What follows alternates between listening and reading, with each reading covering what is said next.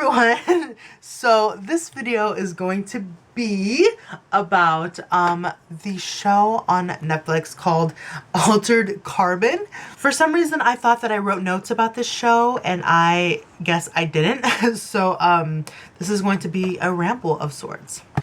So, Altered Carbon, you need to go down, buddy. Altered Carbon is a show on Netflix. The first season came out in 2018. The second season actually just came out, which is why I wanted to start talking about this again, because I literally just finished watching the second season a couple days ago. But yeah, so I actually watched that show when it came out in 2018, and I was obsessed with it. I loved that show. And the second that was so Valley Girl. And so I remember really liking that show when it came out. So I was like, you know what, I'm gonna rewatch the first season, which is something I like rarely do, and then I'm gonna watch the second season, and then I'm gonna like make a video about it. And so if you don't know, the premise of the show is basically, apparently it's a book. I forget the author because I was very unprepared for this video apparently, but I'll put a picture right here. Apparently this show comes from a book trilogy. I did not know that. And so basically what happens in this world is that it is very far into the future, and what happens is that when people are a year old, they are provided with this disc thing, like a disc, like a literal disc that is placed in your spine, right below your like head, your brain, and it downloads all of your consciousness. It's like your entire self is in this thing, this disc, this DHF thing that's in your body. And so if your body, aka your sleeve, were to die, then your disc, with all of its memories that it's collected since you were a year old, can be placed into another body, either a clone or just another person with no disc in them, and you can just continue living with this disc. And so what happens is that this technology is created, and many years down the line it is to a point where the very rich, the highest of the rich, they're like filthy rich, nobody can touch them, they're basically gods. They can live for hundreds of years, and they have this wealth that is unimaginable to anything that we have in this modern day world. And naturally when you have wealth like this, you have the poorest of the poor. And so the main character in this show, his name is Takeshi Kovacs, and he is a Japanese Slovakian man who is part of this thing called the Protectorate, and they are well, I guess that's getting a little bit ahead of myself, but he's the main character, basically. And so throughout the first season, we see, by the way, this is going to be filled with spoilers because it's just going to be me rambling and giving something resembling a review in this video. So just prepare for that. It's going to be spoilers for season 1 and 2. Also, I thought this shirt would be appropriate for this because of all the different faces. Like all the different, you know what I mean. I thought I was being clever. But so Takeshi Kovacs is the main character, and in the first season alone we see him, we see his consciousness and his person in 3 different sleeves. And so we have his sleeve in the very beginning. So when he's first grown up, he's part of something called the Protectorate, and they are basically like this elite fighting force, and they are like warriors, and they have like crazy suits that fight, and they have like crazy abilities. Over time, he is actually placed in 2 different sleeves, and one of them happens to be 250 years in the future. So I really just loved everything about this show. It's really gory. There's a lot of profanity. There's a lot of nudity. There's a lot of really like sexual situations. It's definitely like an adult show. And even when it first came out, I was like 21 when I saw it. So like I was, you know, I'm not a kid. But if you don't mind that, because I like it when shows and movies have that kind of stuff in it, but it doesn't really go overboard. And I feel like this show is like right at that line where it's just like enough gore and like nudity and whatever to be entertaining, but it doesn't ever cross that line. Like there's certain things that happen in the show that definitely cross the line, but it's nothing that we really see. We just kind of hear about it. And if we see anything, it's like maybe the aftermath, and it's not really like what's happening in the moment, because there really is some really gross stuff that happens like at the end of the show when we see this place called, it's like Head in the Clouds or something. And so what we know, we know what it is that happens in those places, but we don't ever see it. So I guess it kind of shields you from that. The show kind of like protects you from actually having to see and experience any of that. So, which I appreciated, because it's very like interesting and entertaining to like see certain things, but it's like kind of crossing the line when like the director or whatever, they like force you to actually watch it. So I feel like the show had a really good balance of like being entertaining in that regard, but not being like too much. Okay, so Takeshi's original skin, like his birth skin they call it, is played by an actor named Will Yoon Lee. Super good actor. I hadn't seen him in anything before this show, but I loved him. And so then he's played by another guy, but then the actor that we see playing this character for the majority of the show is Joel Kinnaman. I hope I'm pronouncing his last name correctly. But I don't know if it's because I personally find him extremely attractive. I think he's like he's a specimen. Like, he's really good looking.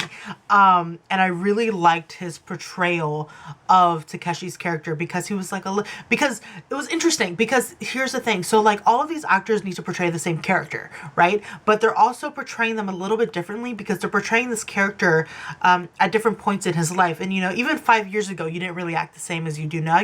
You're probably, your personality and like the way you act is probably going to be a little bit different 10 years from now. So it was really interesting seeing Will Yoon Lee play his character when he was younger, or not younger, but like before he had certain experiences, and then seeing Joel play the same character, 250 years in the future, which is when it's like a Captain America situation where he's just pulled out of his time and put in another, and seeing how he has to act and react to that situation, to this new world. So it was really interesting seeing all these different actors play the same character, but understanding that they had to play these characters, the same character, like slightly different because of their mentality in that specific like situation, or like this time that they were playing it. So it was really cool seeing, and what I really liked with Joel's character that I didn't really see necessarily as much with any of the other characters who played him, he had a certain sass factor. Like, he was that kind of character who was just like so done with everything, and who was just so tired of like the world he lived in, and he's seen it all. He's like, nothing could surprise him anymore. And he had that kind of like sass factor, which I really liked, and I really found entertaining and like fun to watch. I just really liked, it was just great watching Joel on screen. Like, he was fantastic. So my second favorite character in this show was Christina Ortega, and I really loved her character and appreciated her character so much, because she's a Mexican woman, and they don't shy away from that fact, because you know how sometimes in sci-fi you have people of color that are in the shows, but it's like so far into the future, so far into the sci-fi, that people lose their culture and everybody just becomes this like monolith of a person. She spoke in Spanish all the time. She had a Dia de los Muertos celebration with her family. It was so cool to watch her be a Mexican woman in this sci-fi environment. And without her having to lose her culture and her language and who she was, it was just really cool. And I really appreciated that. That was probably one of my favorite things about the entire show. But I really liked her character. One thing that I love so much about this show also was that every single character, because Kristen and Takeshi, despite them being like my favorite characters, and despite them being like ultimately good characters, they were complicated characters. Like, they had done bad things. They had done things that they were ashamed of and not proud of. And but what was interesting is their intention behind these certain actions that they do. And it was just really cool to see these complicated characters, and then to see them interact, because eventually there is a romance between the two of them, and the way it developed was really fun to watch. So in the show, Takeshi is brought back so that he could solve a murder of one of these like super wealthy dudes. It was really interesting seeing the bottom of the bottom, because we saw the police perspective with Kristen's character. We saw Takeshi's perspective as being an envoy, somebody that was part of the rebellion that he was part of, like in the show, if you've seen it. If not, there's like a whole rebellion to go against the stacks, they're called, the things that people put in them to get their consciousness. There was a rebellion to stop that from happening. And one of the most interesting characters in regards to that, Quellcrest, oh my god, Quellcrest Falconer is her name. So this woman, fantastic. I'll get to her in a minute because she was super cool. But she basically was the scientist who created these stacks. She was the one who invented the whole thing. And her intentions for this was that she felt that she didn't have enough time in her lifetime to see everything that she wanted to see. She wanted to see the stars. She wanted to experience all of these different things that are the best parts of humanity. So she created these stacks so that she could live, so that people could live longer and they could just have these experiences and not have to worry about, you know, dying before they got to see the stars or got to see their grandkids or something like that. And that was her intention. That was her pure intention behind the science. And she realized that, wow, yes, you can do this for the right reasons. People are going to manipulate this stack, and people are going to take advantage of this opportunity to live longer, and they're going to do bad with it. And that's what ends up happening. So she was the scientist who created it, but then she realized that she created a monster, and she was creating this tool for people to use for evil. And so she didn't want that. So she started this rebellion that was going to try to end this, but she ended up, like, one thing led to another, and like that just didn't end up working out. And so Takeshi and Falconer, they have like a romance in when he was in his birth sleeve 250 years in the past. But what happens is that you know, he ends up dying, and then he wakes up 250 years later, and he's like, well, where's like Falconer? Like, he thinks she's dead. He sees her in his mind sometimes talking to him, and we see her a lot through his own flashbacks and his memories. And she was just such a cool character, like a leader, like so smart and so controlled and so like wise, and she was just such a really cool character. So I really liked the first season, and I went into the second season with really high expectations, and the second season just didn't cut it for me. I don't really know what it was about the second season. I don't know if it was just like that we weren't around the same people as the first season that I really fell in love with, and we didn't the one thing that I really liked about the second season that I really enjoyed was that we got a lot more of Quell. We got a lot more of her person, and seeing her just exist as her own person, because in the first season it was all through memories. And so in the second season we actually get to see her. I feel so bad that I didn't like Anthony Mackie as Takeshi Kovacs. The only time I was really hoping that I would see it more throughout the episodes, but okay, I guess we're talking about season 2 now. But I don't know what it was, but I couldn't see Takeshi in Anthony Mackie, and he had only been alive for about 30. Well, I guess this goes to saying, from what I said earlier, was that these different actors are playing the same character but in different like parts of his life. So in a sense, I could see Takeshi in Anthony Mackie's portrayal of him, in the sense of like, okay, he's been alive without the people that he loves for 30 years. So maybe that has an impact on who he is now. Like, of course it does. But the only times that I could really see the Takeshi Kovacs that I remembered and recognized were when he was with Quell. So I really did appreciate those scenes of them together, because that's when I saw him really shine through, was when he was with her and when they were interacting. And so I really, really enjoyed their scenes together. I loved it. It was like my favorite part of the entire second season was their scenes together. There's a scene at the very end of the show, because I really liked it, like the last 2 or 3 episodes. There was only 8 in the second season, and the episodes were a little bit shorter. Like I said, I really did like this, like the last 2 or 3 episodes.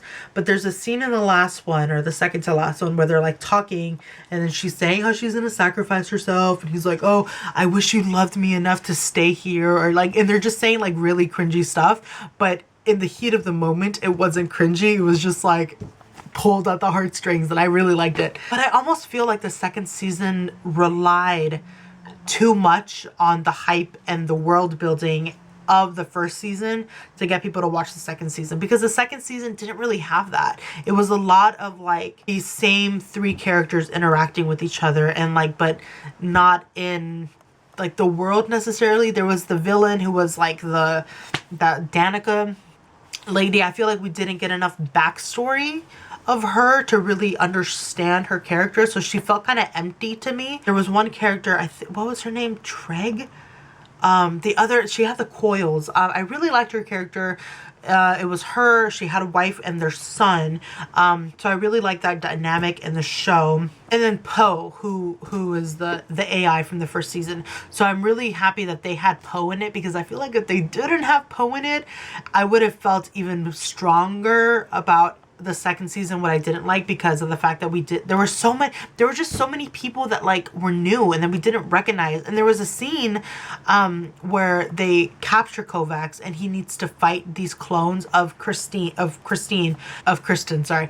And so there's a scene where she's finally back, but it's not really her. There's a scene, and so in that scene he needs to fight, you know, this girl that he loved. He needs to fight the sister that he killed. He needs to fight this friend, Vernon, that he made in the first season. So he needs to fight all these people, and it's like they're there, but it's not them because they're it was just weird. It was just weird having this second season with so many people that we just didn't know. Despite the fact that we had Takeshi and we had Quell, you know, she didn't have her memories, and Takeshi was like so concerned about, he was just different because it had been 30 years since the previous season, and so he was different. So it was weird seeing that change in character, but with also the change of the face. So it just like didn't connect with me, because I love Anthony Mackie. Oh my god, are you kidding me? He's Captain America, dude. I loved him in all of the Captain America and Marvel movies. He was fantastic, and I feel like I kept seeing Sam in my head when I was watching him play Takeshi, and it just like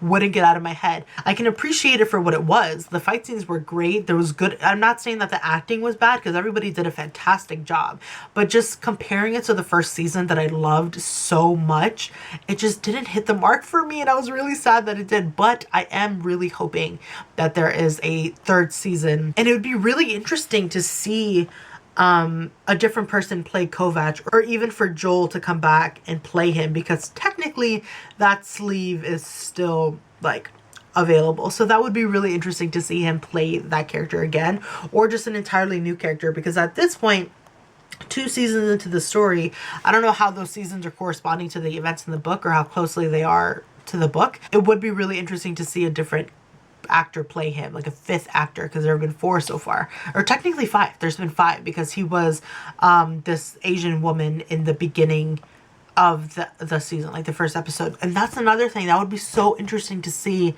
a woman play Takeshi Kovacs, because he technically was one already. He was in a female sleeve, so that would be really interesting to see another like female Takeshi Kovacs for an entire season. That would be really cool. But then again, I don't know how that would technically work, because Will Yoon Lee was back to play Takeshi because they brought him back. And if you've seen the show, you know what I'm talking about. So I don't know how that would work, but it would just, I'm excited to see, because it left off with the cliffhanger. Like there was absolutely more to the story than there's no way it should end right here, because there was a very obvious cliffhanger at the end of the story, or at the end of the second season. But yeah, I just really loved the cyberpunk feel of this show. I think it looked really, really cool. I loved Kristen's character. I love Joel. I really liked Vernon in this show. I really liked him, the storyline of Poe being the AI to help his daughter in VR, and then he had to get his wife back, and he was trying to save his daughter. Like that was like, whenever there's storylines that have to do with somebody saving a family member, somebody saving the person they love, you can't go wrong with that. And there was just, and so despite the fact that there was a lot of like other aspects going on, like there were other like mysteries happening in the first season, there was still that family connection with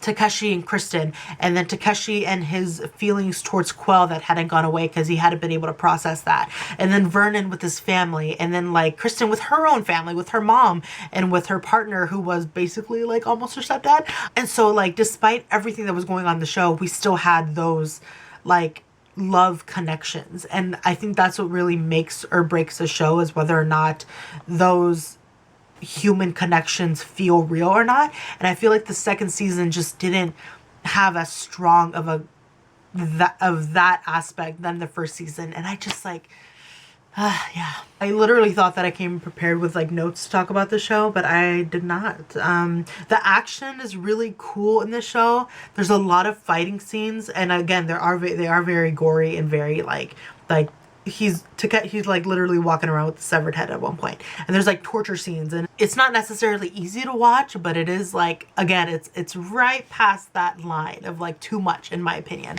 You could tell that the show had a really decent budget because it looked amazing. Well, I haven't even talked about Ray's character yet. Oh my god. So Ray is Takeshi's little sister, and she was crazy like out there, but I really enjoyed her character. Like I really, because there's the villains in a show or like in any story are only as interesting as like their backstory and their reasons for why they do things, because the evil actions are never okay, but it's always really interesting to see why they do it. And so when Takeshi killed his dad when they were kids and she was sent off and couldn't ever see her brother again, that hurt her and that changed her. And so she grows up to like be just to have this like attachment to her brother, and she wants to be like she doesn't like any of the women that he falls in love with, and she wants to be like the only person in his life. And it's like she has this this obsessive mentality with him that's really interesting. It's not incest, but it's like borderline in terms of like the love aspect. Like she wants her to be the only person that he can trust and the only person that he can be around that won't like do anything bad towards him. And in the first season, when he comes back, he finds these people that he can trust and that he can befriend and that he like falls in love with, and she doesn't like that. So it was really interesting to see him reunite with his sister, who he hadn't seen in 250 years, but to have her character and their relationship be different because of everything that did happen. So her character was really, really cool. I really enjoyed her. I was sad to see what happened between the two of them. That was like heartbreaking. But I feel like that's what makes or breaks a show, is just how strong those connections are between the characters. And when certain things happen between the characters, your reaction to, for example, when he shoots her in the head, like your reaction to that is based off of like how well written that relationship is. And I think the first season did a really, really good job with all of the characters and making them like gray characters and making them complicated and making the relationships feel real. It was just really, really interesting. But yeah, I think that's basically what I wanted to say about the show. I really, really liked it. There's actually an anime version on Netflix too that I think just went up. So I really want to watch that. I think Takeshi is in it. I don't know about the other characters. I don't think he's in a sleeve that resembles any of the actors that have played him in the like live action part, but I'm really excited to watch that anime too. But yeah, I really enjoy talking about like the shows that I've been watching and stuff like that. I'm reading this book, Dark Age by Pierce Brown, right now. I'm almost halfway through, but once I finish it, I will be doing a review for this with my brother. And then I think the next video I want to do is a kind of review about Outlander, because I'm obsessed with that show as well. And then we'll see from there. What other shows do you guys recommend for me to watch? What would you like to see me do a review on? I'm thinking about like rewatching The Vampire Diaries, because it's a fun it's a fun show to just watch. What movie should I watch? What show should I watch? What book should I read? I'm thinking about reading the rest of Gillian Flynn's book, Sharp Objects, and the other one, I can't remember the name. I really want to watch 10 Things I Hate About You. There's a bunch of shows and movies that I do want to watch and that I might do videos on. So if there's any that you would like me to do, or if there's any videos like in general that you want to see me do, like if there's any tags or if there's anything like that, I would be more than happy to. I have the time. So let me know down in the comments what you think about Altered Carbon. If you have seen it, I highly recommend it. But yeah, thank you all so much for watching. I'm really happy to like do videos again. I really enjoy sitting and talking about all of my favorite things. So I appreciate everybody who watches. I hope you are all staying safe during this time. Wash your hands. Do not go out in public if you don't have to. But yeah, I will be making more videos during this time, and hopefully just more in the future in general. So yeah, thank you all guys all so much for watching, and I will see you in my next video. Bye bye.